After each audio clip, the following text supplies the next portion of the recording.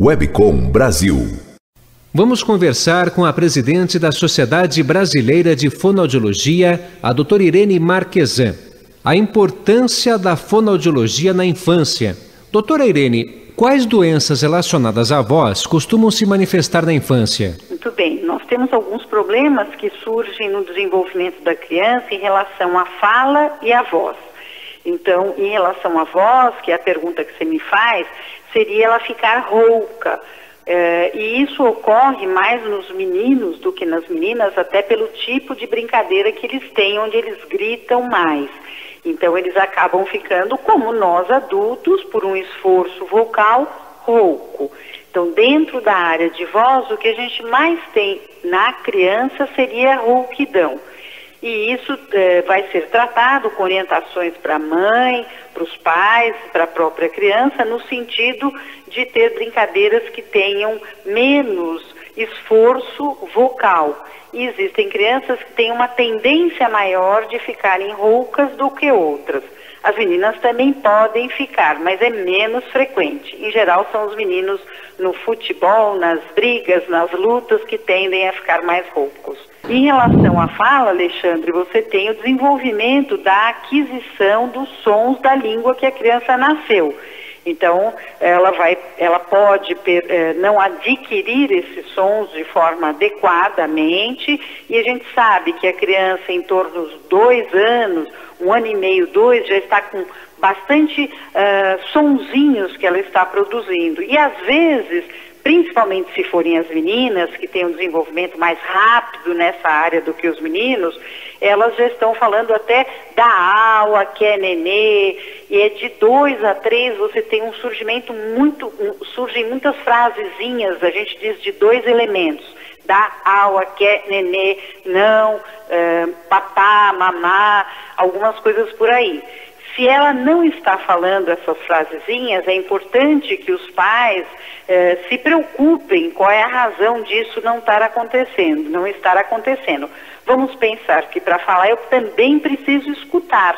Então, pode ser que seja algum problema específico, como até uma língua presa, como um problema auditivo. Se eu não escuto a fala, fica também difícil de eu aprender a falar. O que se espera é que até os 4 anos de idade, 4,5, 5 anos aí no máximo, ela já esteja com todos os sons da língua adquiridos. Ela pode não ter uma gramática muito boa, mas ela vai falar qualquer som da língua que ela está exposta. E é isso que a gente tem que ter bastante atenção no sentido se isto vem sendo adquirido. Algumas vezes a gente escuta assim, não, com 4, com 5 ela vai falar. Ninguém acorda aos 5 anos dizendo, bom dia papai e mamãe, aqui estou eu.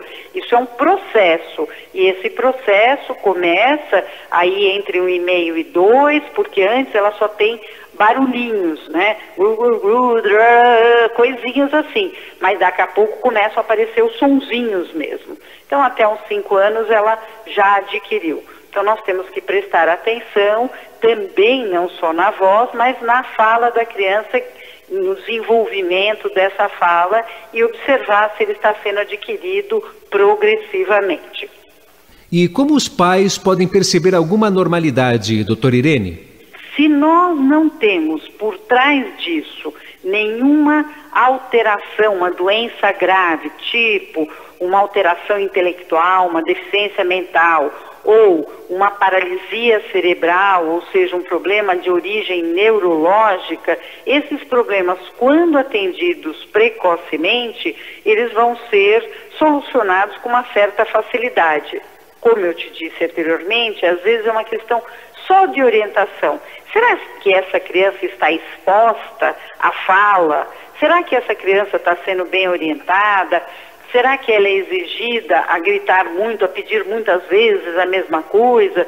Então, muitos desses problemas podem desaparecer com orientações que são realizadas para os pais, para os professores, na escola, se ela já está na escola. Não obrigatoriamente eu preciso colocar a criança em terapia. Agora, existem alguns atrasos de linguagem que não têm a ver com uma deficiência mental, que é mais grave ou mais difícil de ser tratada, e aí vai depender do grau da deficiência ou neurológica ou mental, a aquisição fica mais difícil. Se é uma questão só de estimulação ou só de atraso simples de linguagem, pode ser até que ela precise de alguma terapia, de um fonoaudiólogo ajudando, expondo essa criança de uma forma melhor ao meio, à fala, à linguagem, para que ela possa desenvolver-se mais rapidamente. A gente sabe também que a própria parte emocional pode interferir. Então, se há um problema de doença na família, de separação dos pais, de morte de um avô, de uma avó, pode ser que também isso impacte a criança de forma que ela também demore um pouquinho mais para aprender a falar. Então, o diagnóstico, de fato, Alexandre, é muito importante. Saber por que aquilo não está acontecendo de forma adequada, para que você possa ter uma atuação mais rapidamente possível para solucionar em menor tempo possível o problema, evitando que na escola ela, por exemplo, se torne alvo de gozação, de brincadeiras, que é bastante ruim para a criança, para qualquer um de nós, né, Alexandre? Conversamos com a presidente da Sociedade Brasileira de Fonoaudiologia, a médica Irene Marquesan. Alexandre Salvador, da Central de Rádio Jornalismo, uma produção da Webcom Brasil.